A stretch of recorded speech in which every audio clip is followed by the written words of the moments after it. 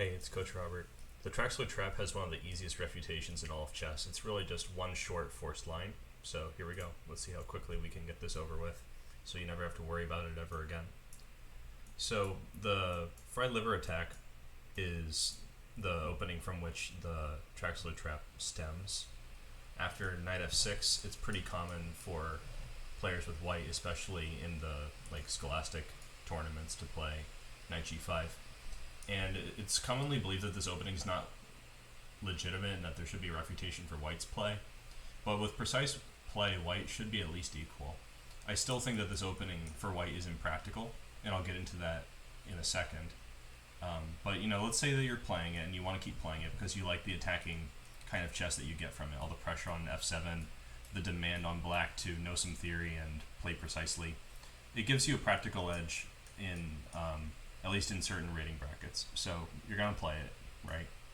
Now, bishop c5 is the Traxler Trap first move, and I've assigned this move a question mark. I consider it a decisive mistake, and I think it's pretty easy to show that over the board, whatever your level is, with just a little bit of preparation. First of all, let's see why black's playing this.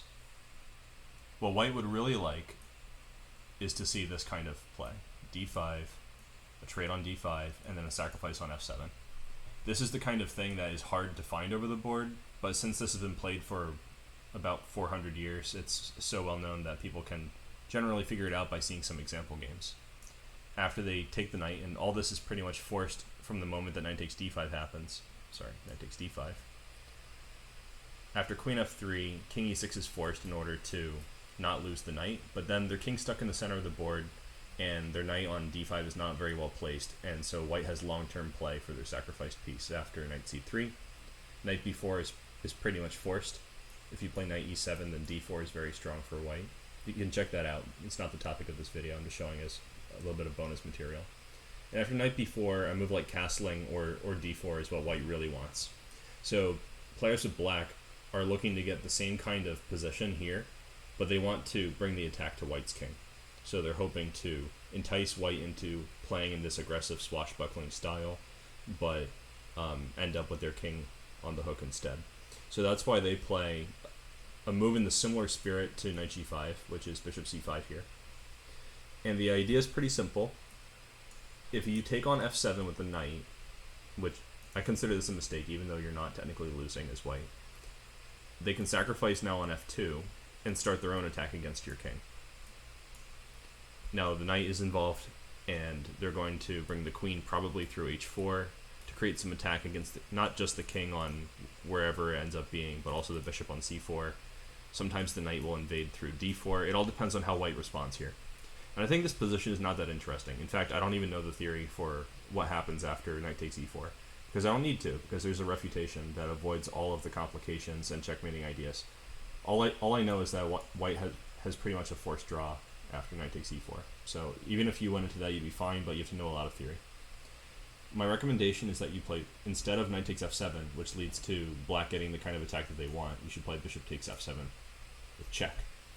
This might seem underwhelming. You're foregoing the opportunity to fork the rook and the queen, but if you go through the other lines on your own, you'll see that you don't really have any opportunity to take the queen or the rook without suffering heavy casualties. So it makes a lot more sense to take a free pawn and deprive black of their castling rights. King e7 is the only move that makes sense. If they play king f8, you're already much better. You can just move your bishop, and now you're actually threatening knight f7 at that point. So they will not play king f8. They'll play king e7. And the reason this is critical is that black wants to activate their pieces via f8. Particularly, they want to play rook f8. And here there's a threat, and if you want to just take this as a tactics puzzle, you can pause here and see what black's threat is. But I'll tell you, it's h6. They want to play this move so that when you move the knight, they can take the bishop on f7 for free. So the only tricky bit, if you were solving this for the first time over the board, would be, well, where do I put this bishop now? Well, first you have to see the threat, but then you also have to see, where do I put the bishop? The candidate squares for the bishop are these. You can put on d5, c4, or b3. And it turns out all three of these moves are viable, but my recommendation is bishop d5. The reasoning behind this move is, number one, it protects the e4 pawn. Turns out that's not the most important thing. The most important thing is it allows you to take this knight at a critical moment, which will accelerate black's development a little bit, because when they move this pawn they can get the bishop out, but it's much more important to get rid of this knight so it can't go on d4 later in the game. You'll see why when we check out some lines. So after bishop d5, everything's good. Actually, I think you don't need to know very much to play once you know that bishop takes f7 and then back to d5 is your move sequence. If you're playing this in blitz, I think knowing this is already fantastic. But you know, if you're playing a long game or a very serious opponent, you probably should know a little bit more. Rook f8 is pretty much necessary. We were threatening knight f7, and this is the way to keep going with black's idea anyway. They want to attack f2. So rook f8's a reasonable move, but here we have a couple different moves that we could play, but I think castling is the simplest. I want things to be simple when we're playing for this refutation. We don't want to spend too much time studying the theory for a refuted opening. So after castling, d6 is how black should activate their pieces. You'll notice that at any point, if they take this bishop, like this, it's coming with an attack on the knight, and white will take over the initiative. The center's open, black's king is in the middle, and black is sort of backpedaling here. I think this position is fantastic for white. So you don't have to worry about losing this bishop. It doesn't really matter here. And it's the same thing in this position. That's why I brought it up. If they take on d5, we should be happy to just take it back and play chess. d6 is a challenging move. The threat here is to play a move like h6, and we don't want to go on f7 because then they can just take it and get two minor pieces for a rook, which I think will be good for black in this situation. They want to play h6, have you play knight f3, and then pin the knight with bishop g4. And at that point, you can see why we want to get rid of the knight on c6. They would be threatening the move knight d4. It would be rather passive to play c3 since we're already behind considerably in development. So we have to really prevent this plan. So the way that we prevent it is by snapping off the knight on c6. They have no alternative but to recapture. And here, you can even be a little bit tricky and play knight f3. You don't even have to wait for them to play h6 and kick you. The trickiness lies in the fact that if they play knight takes e4, we can play queen e2, hitting the knight. And if they try to hold their ground, we'll just play d3 and kick that knight out of here, and then break with d4. And because their king's in the center of the board, white has a huge advantage. So that's pretty great. You can figure that out on your own. But of course, as always, I encourage you guys to play this prep out against either a weak computer or a sparring partner, or just analyze it to death on a board before you actually use it in a tournament, or against someone that you know plays this as a pet line. So bishop g4 is the main move. They won't take on e4, but this gives you an opportunity to shore up your position with d3. This is pretty much the end of what you need to know, just 10 moves. And it's all kind of obvious moves once you grasp black's idea. After d3, e4 is secure, and we have a simple plan to prevent any pressure from coming on the f3 knight, which is really what they want to do. They want to pressure something like this. So the way that we deal with it is just by developing our bishop, which also will alleviate the pin on the f-pawn, and then put our knight on d2 to support that knight. And from there, I think black will have a very hard time improving their position. They'll be deprived of a plan. One game from this position continued with queen e8, bishop e3, queen h5, pressuring f3 now, but because we played bishop e3, and not bishop g5, where it would be a little bit vulnerable, we played knight d2. So this is pretty much over for black. White's advantage grew rapidly, and they went on to win the game here in this game from 2007. So I think that's pretty much it. Let's just go back and see one more bonus thing. You know, you're already watching this video. May as well see something about what's up with white's play.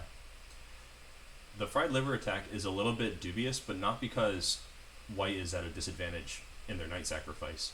It's actually because black has a wealth of options to deny white the activity that they're looking for and maintain equality. And these days, black really just wants to get an equal playable position. So I think it's more that knight g5 isn't practical at a higher level, but it's definitely fully playable at a lower level.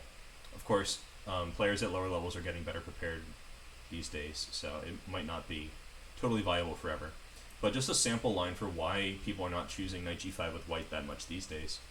After d5, pawn takes, knight a5, it's kind of hard for white to stay in the game here. The way that play generally will continue here is with bishop b5, although I should say d3 is also playable. Interestingly enough, it involves some sacrifices. But after bishop b5, I think white's playing the best move, and we can just take, Also, I don't think white has much to play for after bishop d7, which is easy for black to play as well. So, anyway, c6 is if black's being ambitious. They have other options too along the way. But in particular, this position is rather difficult for white to complete their development. And that's sort of ironic since we were going for a fast attack and trying to disrupt black's development. Here, I think the best move is bishop d3. And if that's the best move, that's kind of a sign that things are maybe not going the right way, because it's blocking the d-pawn. It's not easy to maneuver around this. Although I do have a pretty nice win over a player rated over 2300 from this position with white. So it's not totally hopeless, but it is rather impractical. It's worth mentioning also that bishop a4 runs into some tactics, or at least forces you to make big concessions. After h6, knight f3, e4, you would like to play the move knight e5 to stay active, but it turns out that there's a refutation for this as well, which is queen d4. Now you might be thinking after bishop c6 you're escaping, but here there's two different ways to trap the knight on c6, so it's really not working. So if you really can't keep the pressure up with white, I don't think it's worth entering these lines with knight g5, but the onus is on both players to have better opening prep than their opponent in this line, so it's still viable. Knight g5 is not a refuted opening, but the Traxler Trap as a way to avoid all that prep is refuted, so that's the main takeaway here. Anyway, I hope you guys like that, and you can look forward to more of my opening videos coming out soon. I'm focusing on refutations, and then we'll get into some openings that are easy to play and quick to learn. Thanks, take care.